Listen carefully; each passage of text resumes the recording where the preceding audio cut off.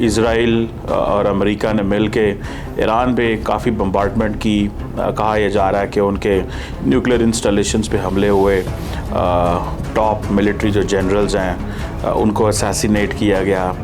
देखें, जब हम ईरान की बात करते हैं तो ईरान बाकी ममालिक से डिफरेंट है, क्योंकि इस वक्त जो ईरान हमारे सामने है ये 1979 के रेवोल्यूशन के नतीजे में जन्म लेने वाला ईरान। न्यूक्लियर जो एक इंस्टॉलेशन होती है या न्यूक्लियर सेंट्रीफ्यूजेस वाला जो प्लांट होता है उसके पीछे कितनी चीज़ें एग्जिस्ट करती होती है, तो उनमें से तो कोई चीज़ भी हिट नहीं हुई है कि ईरान के जो साइंटिस्ट मारे गए टारगेट किलिंग में इजराइल ने, वो कहाँ से आखिर उनके पास डाटा कहाँ से आया। तो वो डाटा दुनिया में सिर्फ एक इदारे के पास था और वो IAEA के पास था। इजराइल ने जब हमला किया है तो ईरान के पहले 10 मिनट में ही जनरल्स और साइंटिस्ट उन्होंने जो है वो असैसिनेट कर दिए। इसको अगर हम ये कहें कि एक इंटेलिजेंस का सेटबैक ईरान को हुआ है और उसकी वजह पेनिट्रेशन थी।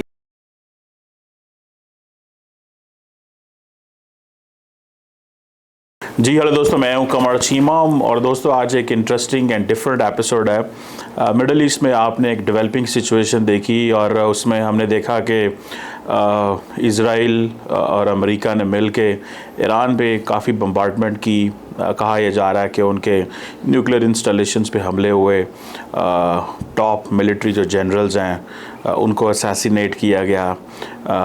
और उसके बाद ईरान ने भी काफ़ी ज़्यादा जो है वो तबाही की है इज़राइल के अंदर, जिसको अमेरिकी सदर डोनाल्ड ट्रंप ने एक्सेप्ट किया गो कि इज़राइल उसको रिकग्नाइज़ या एक्सेप्ट नहीं करता उस हवाले से। तो इस सिलसिले पे बात करने के लिए आज मैंने स्पेशली रिक्वेस्ट की, जनाब नासिर शराजी साहब थे। नासिर शराजी साहब जो हैं वो centre for Pakistan and gulf studies के हेड हैं और जनरल सेक्रेटरी हैं पाकिस्तान मजलिस इत्तेहादुल मुस्लिमीन के। एक बड़ी स्ट्रॉन्ग पॉलिटिकल पार्टी है और इनके पार्लियामेंट में भी फुटप्रिंट्स हैं और पूरे पाकिस्तान के अंदर भी। शराजी साहब, सबसे पहले तो आपकी बात का बहुत शुक्रिया। बहुत शुक्रिया कमर भाई, और आपका शुक्रिया कि आपने इस टॉपिक पे इनवाइट किया। Thank you. ये शराजी साहब बताइएगा कि ये जो ईरान, इज़राइल और अमेरिका का ये जो कॉन्फ्लिक्ट था, आपको क्या लगता है ईरान के बारे में ये कहा जा रहा है कि उसके न्यूक्लियर प्रोग्राम पे हमला होने की वजह से ईरान तकरीबन 10-15 साल पीछे चला गया और अब ईरान को काफ़ी टाइम लगेगा दोबारा खड़े होने में, एटलीस्ट न्यूक्लियर अपने प्रोग्राम को यानी कि न्यूक्लियर यूरेनियम को एनरिच करने में। लेकिन कई लोगों का ये भी कहना है कि अमेरिका ने जो है वो सही हमले नहीं किए और ये सिर्फ जंग बंद करने का तरीका था और अमेरिकी सदर डोनाल्ड ट्रंप अपने आप को एक डिफरेंट प्रेसिडेंट के तौर पे इस्टेब्लिश करना चाह रहे थे, तो उन्होंने हमले किए हैं लेकिन उनकी एफिकेसी या वो चीज़ नहीं है। How do you see this particularly? क्या ईरान दोबारा एक न्यूक्लियर एनरिचमेंट कर सकता है? कैसे देखते हैं इसको? पहले तो ये पूछना। बहुत शुक्रिया और बड़ा इम्पोर्टेंट क्वेश्चन है जी। देखें, जब हम ईरान की बात करते हैं तो ईरान बाकी ममालिक से डिफरेंट है, क्योंकि इस वक्त जो ईरान हमारे सामने है ये 1979 के रेवोल्यूशन के नतीजे में जन्म लेने वाला ईरान है और यकीनी तौर पे उसकी एक आइडियोलॉजिकल ग्राउंड है और उनकी जो फॉरेन पॉलिसी और डोमेस्टिक पॉलिसीज़ हैं वो उस आइडियोलॉजी के तहत हैं जो रेवोल्यूशन के नतीजे में इस्लामिक रिपब्लिक के तौर पे वहाँ पे हाकिम है। जो रेवोल्यूशनरी माइंड्स होते हैं वो यकीनी तौर पे प्रॉब्लम तो आता है जब उनकी बाज़ पर्सनैलिटीज़ जो हैं वो मारी जाती हैं या बाज़ बिल्डिंग्स जो हैं वो हिट हो जाती हैं, लेकिन उनके पीछे एक लेवल ऑफ कमिटमेंट जो है ना वो बहुत बहुत डिफरेंट होता है बाकियों से। लिहाजा जब आप इस तनाज़ुर में बात करते हैं, अगरचे आपके इल्म में है कि वहाँ के supreme leader Ayatollah Sayyid Ali Khamenei ने फतवा दिया हुआ है कि वो न्यूक्लियर वेपन और वेपन ऑफ मैस डिस्ट्रक्शन नहीं बनाना चाहते और इस फतवे की वजह से गवर्नमेंट भी और नेशनल सिक्योरिटी काउंसिल जो वहाँ की है वो भी बाउंड है, तो ये उनके प्लान का हिस्सा नहीं है। लेकिन वो न्यूक्लियर एनरिचमेंट और उसके पीसफुल पर्पस से अपने आप को पीछे हटाने के लिए तैयार नहीं है। अब ये जो मसला था ये कोई स्पेकुलेशंस, वो नहीं था कि उनको ये डर है कि ये न्यूक्लियर हथियार बनाएंगे और न्यूक्लियर हथियार के करीब हैं। उन्हें पता है कि उनकी लीडरशिप का जो मजहबी फतवा होता है उसकी एक अहमियत है, वो उससे इस तरह विड्रा नहीं कर सकते, वो लोकली भी डोमेस्टिक भी लोगों को डिफेंड नहीं कर सकते। असल प्रॉब्लम ये है कि चूँकि इस सारे एपिसोड में बिलखसूस गज़ा वाले जो जेनोसाइड वहाँ पे हुआ है, तो उसके बाद ईरान का जो रिस्पांस और रोल रहा है हमास के लिए, हिजबुल्लाह के लिए, तो वो रजीम चेंज ऑपरेशन करना चाहते थे और जब वो रजीम चेंज ऑपरेशन करें तो अल्टीमेटली जो है वो सारी चीज़ें जो ईरान के पास हैं वो फिर उन्हीं के पास चली जाती हैं, जैसा कि सीरिया में हुआ। अब इसमें जो न्यूक्लियर का मसला था वो जाहिर है कि आपको कोई चीज़ प्रीटेक्स्ट तो चाहिए, इराक पे हमला करना था अमेरिका ने, तो प्रीटेक्स्ट तो बनाया, क्या बनाया था? Weapon of mass destruction. बाद में पता साबित हो गया कि वो लाए था। ठीक है, ये एक एक्सेप्टेड रियलिटी है, इस पे कोई अब डिबेट ही नहीं है कि वो एक लाए था, और कोई आज तक जो है वो WMD वहाँ से नहीं मिला। तो यहाँ पे पहले प्रीटेक्स्ट बनाने के लिए IAEA की एक करारदाद आती है, और उस करारदाद में वो ईरान को वो कहते हैं कि ये शफाफियत नहीं है, और प्रोग्राम के ऊपर जो हमारे चेक्स हैं, तो हमें ये डाउट है कि वो उसको कहीं ना कहीं इन्होंने डाइवर्ट किया हुआ है। बस ये एक आती है और उससे पूरा एक माहौल क्रिएट होना शुरू हो जाता है, और उस माहौल के बाद जो वो इजराइल अटैक करता है। अब ये जो अटैक है, चूँकि आपने ये पूछा कि ये पॉलिसी आगे चलेगी या नहीं चलेगी, तो अब आप 3 स्टेप्स देख लें। सबसे पहले इजराइल अटैक करता है। इजरायली अटैक्स 2 चीज़ों के ऊपर होते हैं, एक पर्सनैलिटीज़ के ऊपर जिसमें न्यूक्लियर साइंटिस्ट और उनकी मिलिट्री लीडरशिप है, और दूसरे उनके अटैक होते हैं इन 3 इंस्टॉलेशंस के ऊपर जो न्यूक्लियर इंस्टॉलेशंस, इनमें फोर्डो है, और जो 3 मेन इंपॉर्टेंट जो है वो नातान्स है। और अच्छा, अब यहाँ पे सिचुएशन क्या होती है कि 12 दिन बाद जब अमेरिका को इंटरवीन करना पड़ता है और अमेरिका जंग में डायरेक्टली आता है, तो एक तो ये एक्नॉलेजमेंट है कि वो अहदाफ जो इसराइल ने रखे थे वो उनको अचीव नहीं कर सका, दैट्स वाई अमेरिका खुद जो है इन्वॉल्व हो रहा है। और सेकेंडली अमेरिका ने कहाँ पर अटैक किया? उन्हीं 3 तनसीबात के ऊपर। इसका मतलब है वो पहले वाला अटैक्स जो है वो रिजल्ट नहीं दे सका था, इसकी वजह से अब आपको जो है वो करने पड़े। ये 2। तीसरा ये है कि क्या ईरान का न्यूक्लियर प्रोग्राम तबाह हुआ है या न्यूक्लियर इंस्टॉलेशन के ऊपर अटैक हुआ है? Programme something else. आप बहुत अच्छी तरह समझते हैं कि न्यूक्लियर जो एक इंस्टॉलेशन होती है या न्यूक्लियर सेंट्रीफ्यूजेस वाला जो प्लांट होता है, उसके पीछे कितनी चीज़ें एग्जिस्ट करती होती है, तो उनमें से तो कोई चीज़ भी हिट नहीं हुई है। जब हम ईरान की बात करते हैं तो जो उनके न्यूक्लियर प्रोग्राम के हेड है, मैंने अभी उनका इंटरव्यू सुना है, वो इसी में जो है वो शहीद हुए, तो उनका जो गुफ्तगू है वो ये है कि हमारा न्यूक्लियर प्रोग्राम इस वक्त बिल्डिंग्स के ऊपर नहीं मुनहसर, बल्कि हमारा न्यूक्लियर प्रोग्राम जो है माइंड्स के अंदर है, और इस वक्त हज़ारों न्यूक्लियर साइंटिस्ट हमारे पास हैं। हम सिर्फ चीज़ों को वो कर रहे हैं, उनके ऊपर निगरानी कर रहे हैं, हम खुद नहीं कर रहे हैं। तो न्यूक्लियर नो हो एग्जिस्ट करती है, सेंट्रीफ्यूजेस एग्जिस्ट करते हैं, टेक्नोलॉजी एग्जिस्ट करती है, और पीछे बैक करने के लिए पूरी नेशन और एक कंट्री एग्जिस्ट करता है। तो न्यूक्लियर प्रोग्राम को कैसे वो कर सकते हैं? और अब एक और प्रॉब्लम भी हो गया। आपने पता है, आपके इल्म है कि पार्लियामेंट ने और फिर नेशनल सिक्योरिटी काउंसिल दोनों ने IAEA के साथ तावन जो है उसको मसदूद करने का ऐलान किया। तो उसकी वजह से अब कैमरे उन्होंने रिव्यू कर दिए। चूँकि जो अमेरिकन अटैक और इजरायली अटैक है, ये इंटरनेशनल लॉ के तहत न्यूक्लियर इंस्टॉलेशन पे मिलिट्री अटैक नहीं हो सकता इस तरह, क्योंकि उसके नतीजे में कंटामिनेशन का वो होता है, और ये एक कैटास्ट्रॉफी में बदल सकता है और ह्यूमैनिटेरियन क्राइसिस जन्म ले सकता है। तो ये भी एक है। और इसके अलावा एक ईरान ने इंटेलिजेंस ऑपरेशन किया था, जो उन्होंने इस इजरायली हमले से पहले उसको डिस्क्लोज़ किया था, कोई तकरीबन 2 हफ्ते पहले। उसमें कोई 1 मिलियन डॉक्यूमेंट्स हैं, जो डॉक्यूमेंट्स हाईली क्लासिफाइड डॉक्यूमेंट्स हैं। उन डॉक्यूमेंट्स में एक डिबेट ये थी, यानी उसके ऊपर डाटा रिवील हुआ है कि ईरान के जो साइंटिस्ट मारे गए टारगेट किलिंग में इजराइल ने, वो कहाँ से आखिर उनके पास डाटा कहाँ से आया? तो वो डाटा दुनिया में सिर्फ एक इदारे के पास था, और वो IAEA के पास था। और IAEA से उनका ये ख्याल है कि ये डाटा, और लेकिन उनके पास तो डाटा आ गया, यानी वो इसराइल के क्लासिफाइड डॉक्यूमेंट्स आ गए, और इसराइल ने उन लोगों को गिरफ्तार किया हुआ है। यानी ये ऐसी चीज़ नहीं है कि जो ईरान ने क्लेम की और इसराइल ने एंडोर्स नहीं की, इसराइल ने उन ज्यूज़ को और इसराइली नेशनल्स को गिरफ्तार किया हुआ है। तो खुलासा नेचुरल ये है कि बिल्कुल ऐसा नहीं लगता, बल्कि IAEA ने अपनी क्रेडिबिलिटी मशकूक कर दी है। इंटरनेशनल इंस्टीट्यूशंस जो है वो भी उनकी क्रेडिबिलिटी भी जो है वो बहुत कंप्रोमाइज़ हो गई है कि वो जो है वो ग्लोबल पावर्स के लिए टूल के तौर पे इस्तेमाल होते हैं। और ईरान इस वक्त जिस तरह का एक यूनिफाइड ईरान है, तो वो उनकी डिग्निटी का एक मसला भी है। अब ये मसला सिर्फ ये नहीं है कि ये एक न्यूक्लियर सलाहियत का मसला है, ये अब उनके लिए डिग्निटी का मसला भी है। तो मेरा नहीं ख्याल कि इसको वो रिवर्स कर सके। बिल्कुल ठीक है। अच्छा, ये एक सवाल का जवाब मैं जानना चाहता हूँ कि इजराइल ने जब हमला किया है तो ईरान के पहले 10 मिनट में ही जनरल्स और साइंटिस्ट उन्होंने जो है वो असैसिनेट कर दिए। ईरान के अंदर उससे पहले जो उसके हमास के हेड थे वो इजराइल के ईरान के अंदर हमारे असैसिनेट होते हैं। कासिम सुलेमानी को उन्होंने असैसिनेट किया। उन्होंने तो कभी अपना मिसाइल ज़ाया नहीं किया। ये ईरान की सोसाइटी में इतनी पेनिट्रेशन इजराइल की हो चुकी हुई है कि ये, क्योंकि ये बड़ा इंपॉर्टेंट सवाल है कि अब जब आप इतनी बड़ी नज़रियाती जंग लड़ रहे हों और अंदर से आपको पता चले कि आपके जो टॉप लोग हैं, और जिस पे ट्रम्प ने बार बार कहा कि मुझे आयतुल्लाह खामनेई को मेरा शुक्रिया अदा करना चाहिए कि मैंने आपको बचाया, और उन्होंने मेरा शुक्रिया अदा नहीं किया। क्या ईरान अंदर से इतना वल्नरेबल है शराजी साहब कि टॉप लीडरशिप को उन्होंने 10 मिनट में ख़त्म कर दिया? इसमें मेरे ख्याल है दोनों बातें। पहली बात ये है कि जब हम इसको किसी भी दूसरे मुल्क से कंपैरिजन करेंगे ना, तो ईरान ज़ाहिर है कि पहले एग्जिस्ट करता था, फिर रेवोल्यूशन आया, तो तकरीबन 6 तरह के वहाँ ग्रुप एग्जिस्ट करते। एक वो जो एंटी रेवोल्यूशनरी थे, वो थाउजेंड्स की तादाद में, मिलियंस में होंगे शायद, और ज़्यादातर वो अमेरिका यूरोप स्टेशनड हैं, उनके घर इधर हैं, फैमिलीज़ इधर हैं, आते जाते हैं, और ज़ाहिर है कि एक उनकी एनिमिटी इस पूरे रेवोल्यूशन के साथ। ये एक दाइशी ग्रोह है वहाँ पे। वो दाइश भी वहाँ, आपको पता है, उसने कई बड़ी कार्रवाइयाँ की हैं, जुडिशरी के चीफ्स को और बाज़ बड़े अहम उनके मिलिट्री अहदेदारों को शहीद किया, तो दाइश भी वहाँ पे एग्जिस्ट करती है।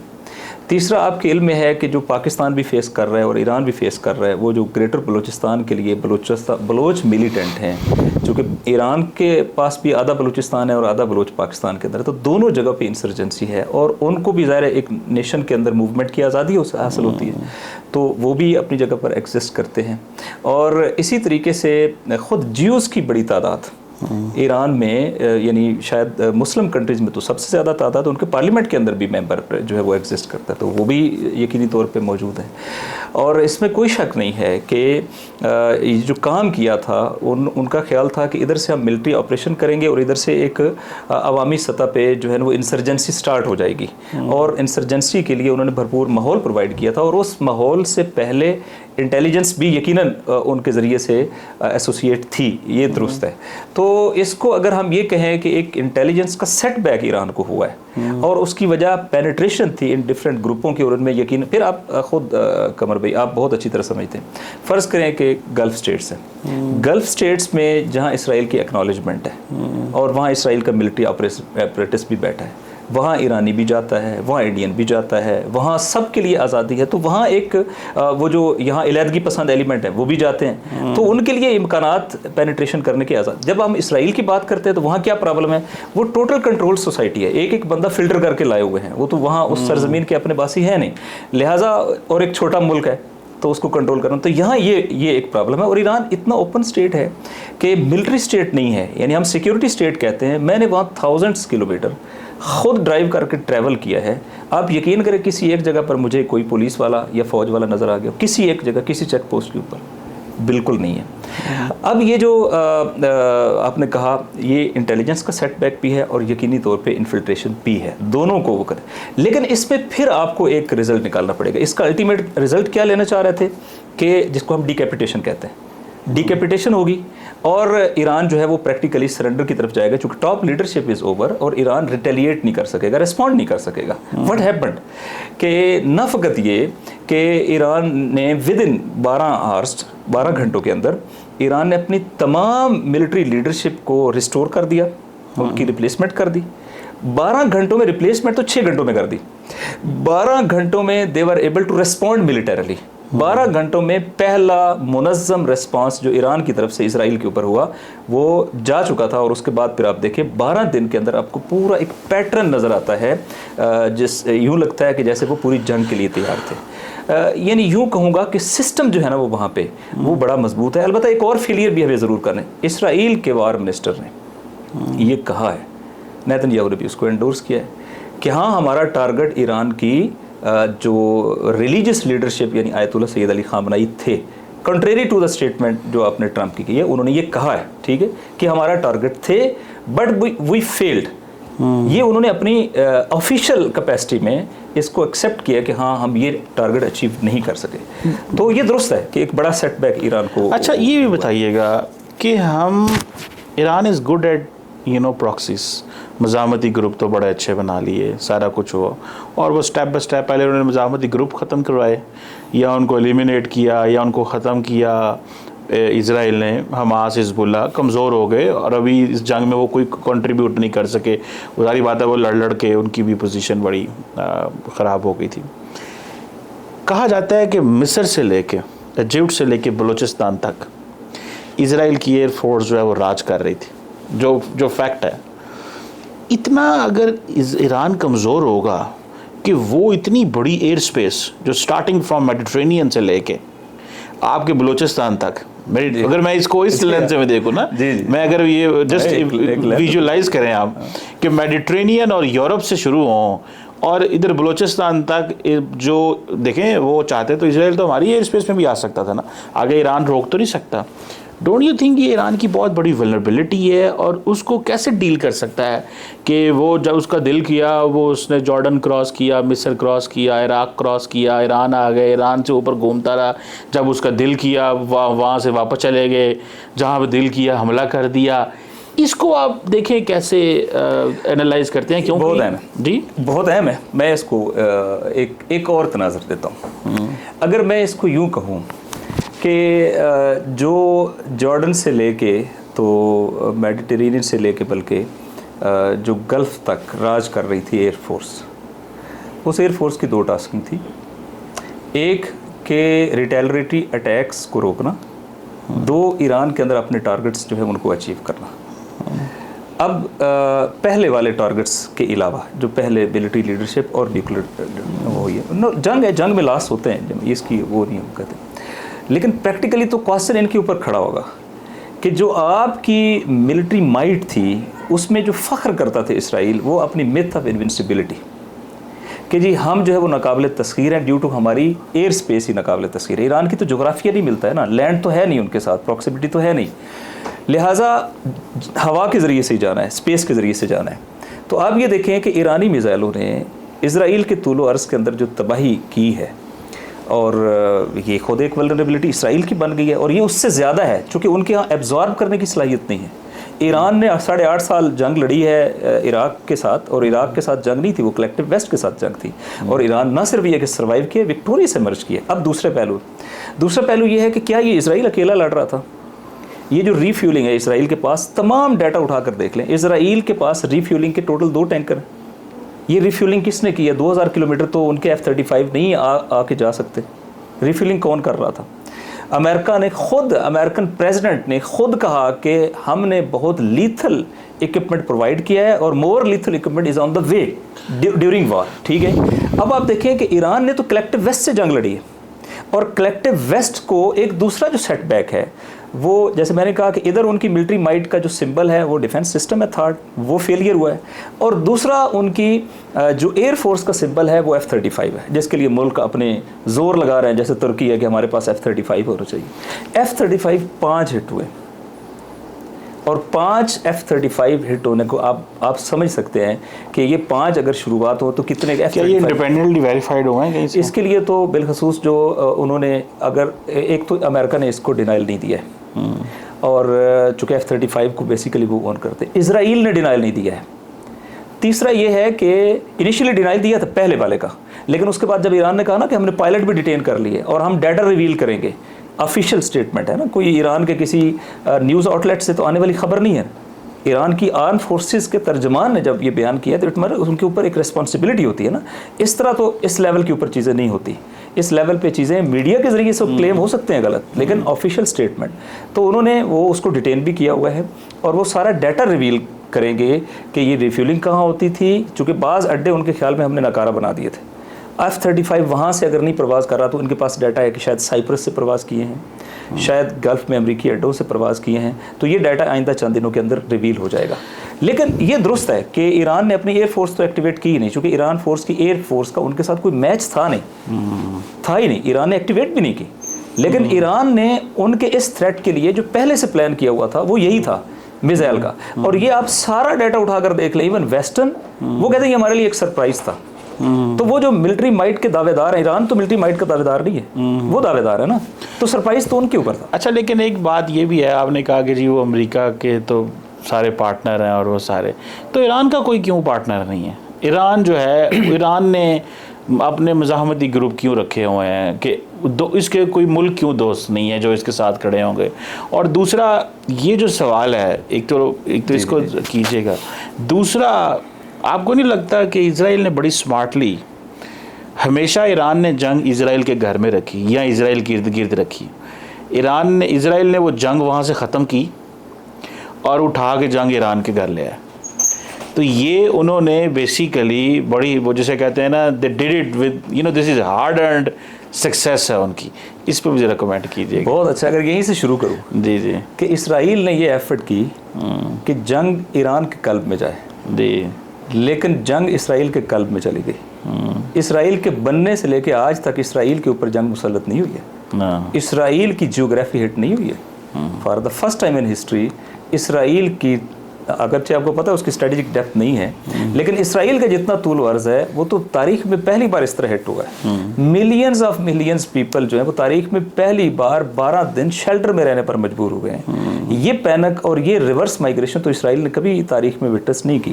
तो ठीक है, इनिशिएट उन्होंने किया है, लेकिन अल्टीमेट क्या रहा? अल्टीमेट तो जंग आपके घर में आ गई, जिससे आप अवॉइड कर रहे थे, जिसके लिए आपने ईरान का महाज ओपन किया, आप उस थ्रेट को तो अवॉइड नहीं कर सके। वो थ्रेट तो आपके घर में आ गया। एक और लोगों का एतमाद, आईडीएफ को अनाउंसमेंट करनी पड़ी कि लोग हमारी गाइडेंस की और हमारी जो अनाउंसमेंट्स है उसको फॉलो करें, चूँकि हम जो हैं हमें ये यकीन है कि हमारा जो डिफेंस सिस्टम है ये 100% नहीं है।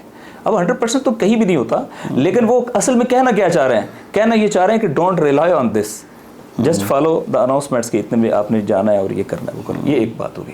तो इस वक्त अगर आप इसराइल का जो इंटरनल पॉलिटिकल इश्यूज शुरू हुए हैं जो इस जंग के नतीजे में हैं, तो वो आप खुद अंदाज़ा कर सकते हैं कि कहाँ लॉस हुआ है और कहाँ फ़ायदा हुआ। जो दूसरी बात आपने की, देखिए कमर भाई, एक रियलिटी को हमें समझना होगा।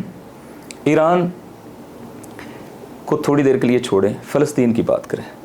फ़लस्तीन का तो ईरान के साथ इस लिहाज से कि कोई जोग्राफिया मिलता हो या रंग मिलता हो या नस्ल मिलती हो या लैंग्वेज मिलती हो तो नहीं है। दे आर द अरब, वो अरब कंट्रीज़ के अंदर घिरा हुआ है जोग्राफियाई तौर पे। 21 महीनों में 65,000 फ़लस्तीनी जेनोसाइड हुआ लाइफ। तमाम इंटरनेशनल ह्यूमैनिटेरियन इदारों ने इसको एक जेनोसाइड के तौर पे एक्सेप्ट किया है। यूरोपीय यूनियन की डिबेट्स उठाकर देख लें, अमेरिका के अंदर मुख्तलिफ डिबेट्स उठाकर देख लें, इंटरनेशनल कोर्ट ऑफ जस्टिस की फाइंडिंग्स उठाकर देख लें, दे एक्नॉलेज दैट। ठीक है, तो ये ईरान की बारी तो बाद में आएगी। पहला सवाल ये है कि ये 56 इस्लामी ममालिक कहाँ हैं? क्या इसराइल की वार कैबिनेट ने मल्टीपल टाइम्स ये नहीं कहा कि हमने इसराइल को एक्सपेंड करना है? क्या इसराइल की पॉलिसी ऑफ एनेक्सेशन और एक्सपेंशन पहले से विजिबल नहीं है?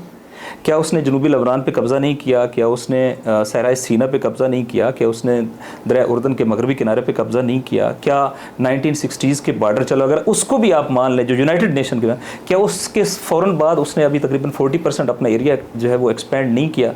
क्या उसने सीरिया के अंदर गोलान हाइट्स पूरी टेक ओवर नहीं की और अभी कैपिटल तक जो है उसने सारा एरिया एनेक्स नहीं कर लिया?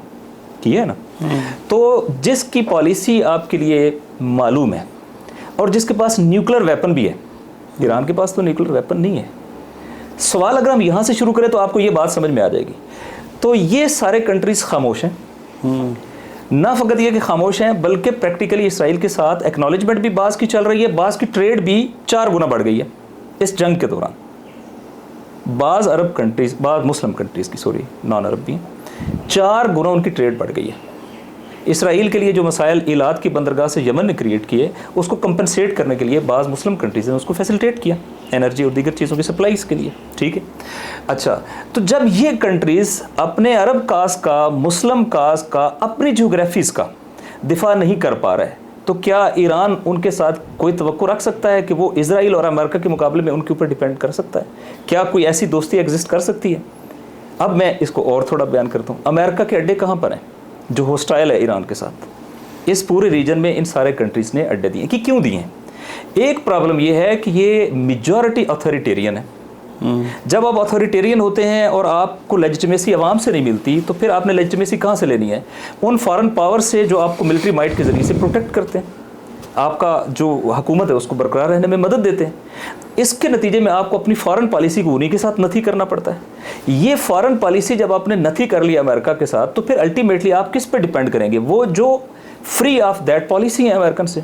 तो ईरान के बहुत अच्छे रिलेशनशिप हैं इराक़ के साथ, ईरान का रीजन के अंदर पाकिस्तान के साथ अच्छे रिलेशनशिप है। आल दो पाकिस्तान के एक अच्छे वो है, लेकिन पाकिस्तान ने अड्डे नहीं दिए हुए हैं अमेरिका को, बहुत अच्छे रिलेशनशिप है।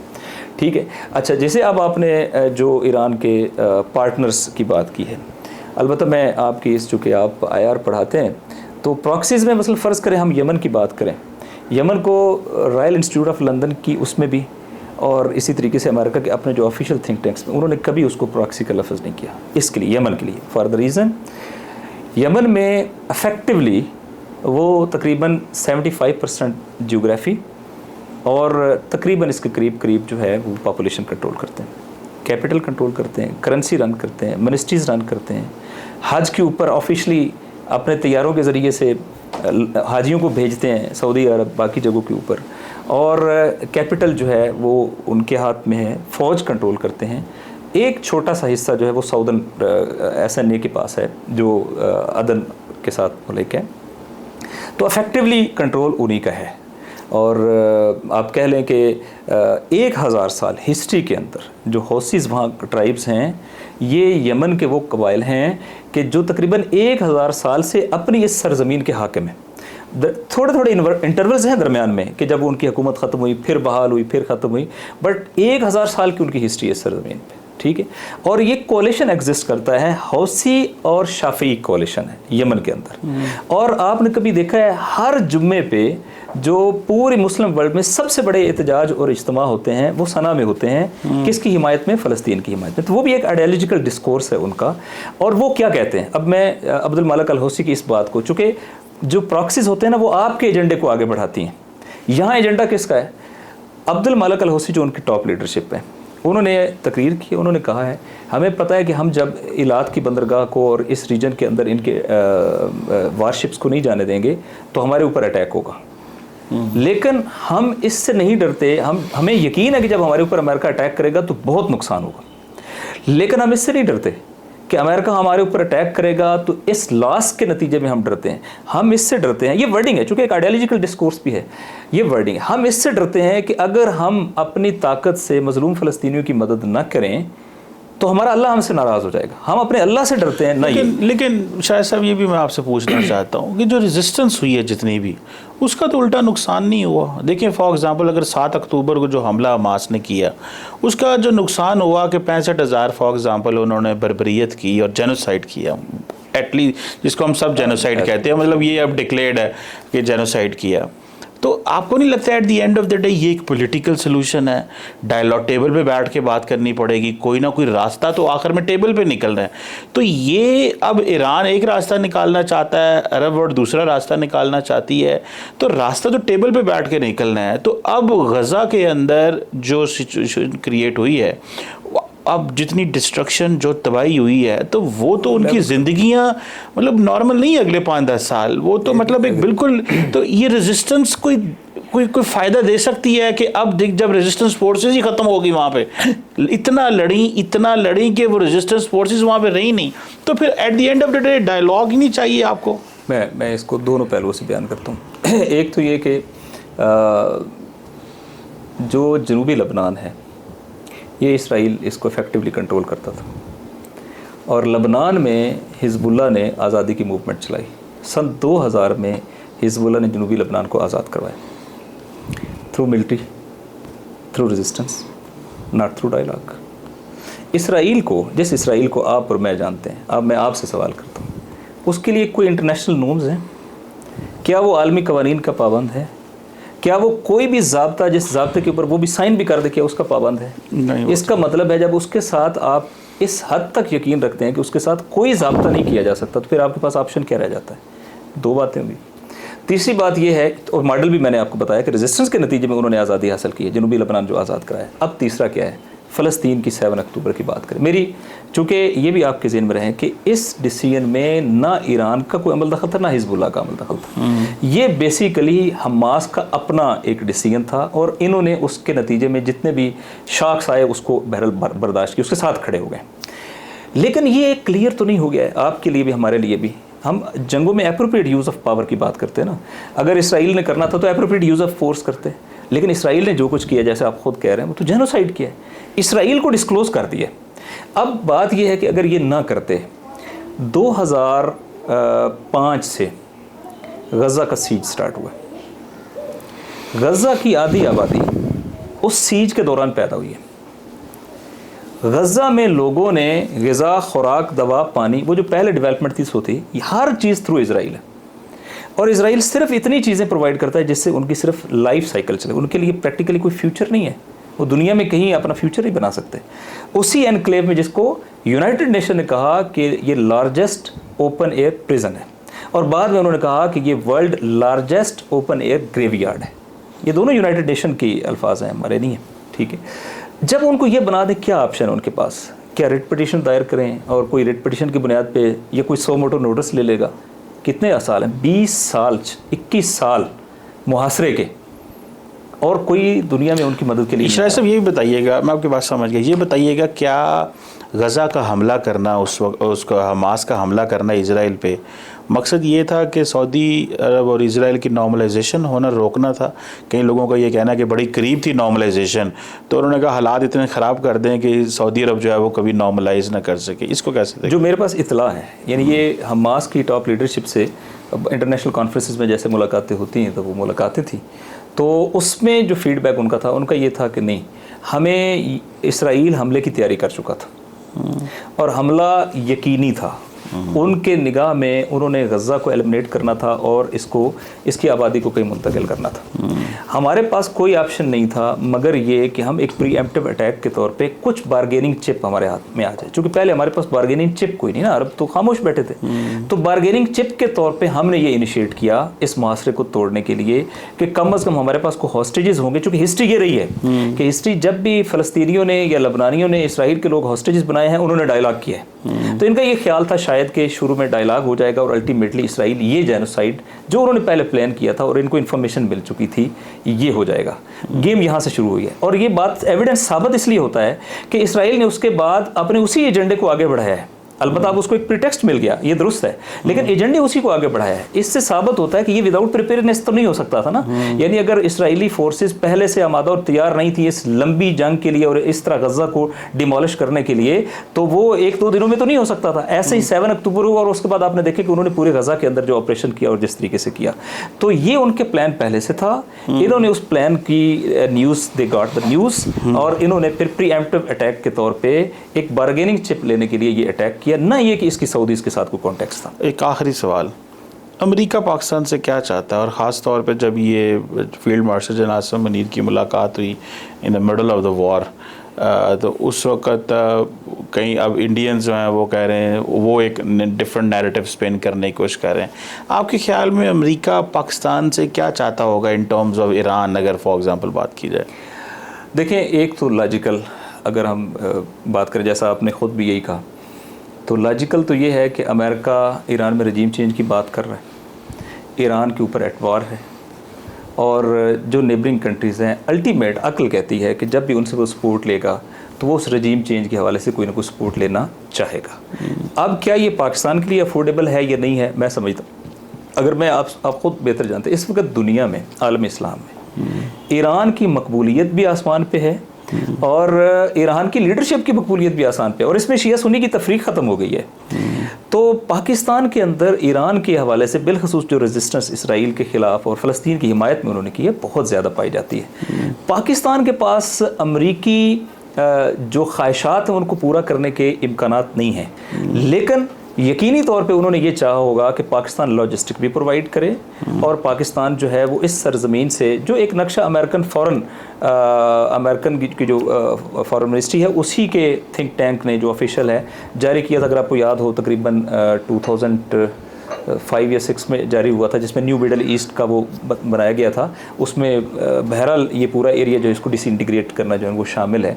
तो बहरहाल उनकी ख्वाहिशात तो हो सकती हैं, लेकिन क्या हर ख्वाहिश पूरी हो सकती है? क्या पाकिस्तानी अवाम, पाकिस्तान के अंदर मौजूद जज्बात, जो कि पाकिस्तान 25 करोड़ लोगों का मुल्क है, तो मैं समझता हूँ कि पाकिस्तान के पास ऑप्शन नहीं है मगर ये कि ईरान की हिमायत करना और ईरान के साथ मिलकर चलना, और साथ ये जो इंडिया वाला फैक्टर है, इस वक्त जो ईरान के अंदर फ़िज़ा मैंने देखी है, जिस तरीके से अभी कल उनके यहाँ शोहदा के जनाज़ों में पाकिस्तानी परचम डिस्प्ले हुए हैं, जिस तरीके से उनकी पार्लियामेंट ने पाकिस्तान को एंडोर्स किया है, फिर जिस तरीके से ईरानी प्रेसिडेंट ने चंद ममालिक का नाम लेके शुक्रिया अदा किया, उनमें से ईरान का शुक्रिया पाकिस्तान का शुक्रिया अदा किया। इससे मुझे ये और जो मेरी मालूमात है कि जो लोग पकड़े गए हैं जो इंसर्जेंसी में मुलव्वस थे, उनमें अफ़गानी भी हैं कुछ, और उनमें एक तादाद जो है वो इंडियन शहरी की भी है। तो इस वक्त मामलात इंडिया के हवाले से काफ़ी नेगेटिव है वहाँ पर। और इंडिया की जो पॉलिसी है इसराइल के साथ जिस तरीके से रिलेशनशिप बन चुके हैं, ये पास्ट में एग्जिस्ट नहीं करते थे इस तरह। ये बिल्कुल उस मोदी पीरियड के अंदर और हिंदुत्व के बाद जो इंडिया के अंदर एक एक्सट्रीमिज़म आया ना, तो वो बिल्कुल समझे वो और इसराइल दोनों बेसिकली तो एक ख़ास तरह का वो इंतहा पसंदी दोनों में है ना, तो ये एक पेज के ऊपर आ गए। तो अब इसकी वजह से उधर बहुत नेगेटिविटी है ईरान के अंदर इंडिया के हवाले से। मैं समझता हूँ हाई टाइम है कि पाकिस्तान के लिए अपने इन रिलेशनशिप को इकनॉमिक इंटरडिपेंडेंस में बदला, जैसा कि एनर्जी का प्रोजेक्ट है जिसके बारे में ख्वाजा आसिफ साहब बार बार कह चुके हैं कि चूँकि अमेरिकन्स जो है वो नहीं चाहते, ये ख्वाजा आसिफ है चूँकि उनका ऑफिशियल स्टेटमेंट है तो हम कोट कर सकते हैं कि अमेरिकन्स नहीं चाहते, इस वजह से हम जो है वो पाक ईरान गैस पाइपलाइन और एनर्जी पाइपलाइन जो उसको इनिशिएट नहीं कर पा रहे। इस वक्त पाकिस्तान को अपने नेशनल इंटरेस्ट में ये डिसीजन लेने चाहिए। और अमरीकी ख्वाहिशात हो सकती हैं, लेकिन क्या हर अमरीकी ख्वाहिश पूरी करके हम इधर जमहूरी इस्लामी ईरान और उधर जो है रिपब्लिक ऑफ चाइना के साथ तो हम अपने ताल्लुकात ख़राब नहीं कर सकते। वो क्या कहते हैं आप कि आप जो हैं वो दोस्त और दुश्मन तो बदल सकते हैं, पड़ोसी नहीं बदल सकते। Thank you very much Nasir साहब, बहुत शुक्रिया। दोस्तों, हमने एक कन्वर्सेशन करने की कोशिश की कि समझें ईरान ने ये जो जंग में उसका क्या किरदार था, ईरान कैसे लड़ा, इज़राइल और ईरान की क्या शॉर्ट कमिंग्स थी, और अमेरिका का क्या किरदार था, पाकिस्तान को कैसे देखा जाता है, पाकिस्तान को मज़ीद क्या करने की ज़रूरत है, और एक बड़ा बयानिया मिडल ईस्ट के अंदर जो है वो चेंज हुआ है। ईरान को एक मुसलमान दुनिया के अंदर इस अंदाज से देखा जा रहा है कि वो रेजिस्टेंस जो उसने की है उसकी वजह से उसको अप्रिशिएट किया जा रहा है। लेकिन एक बहुत बड़ा तबका ये भी समझता है कि ईरान बड़ा कमज़ोर उसने प्ले किया है, उसकी वो ताकत नहीं है जितना बड़ा उसने जो है वो एक्शंस किए हैं। देखते हैं कि आइंदा आने वाले दिनों में आईए क्या करता है, क्योंकि ईरान उससे भी निकलने की बातें करता है। अमेरिका बार बार कभी धमकियां देता है, कभी डायलॉग की बात करता है। वो चीज़ कैसे चलती है देखते रहिए। Thank you very much.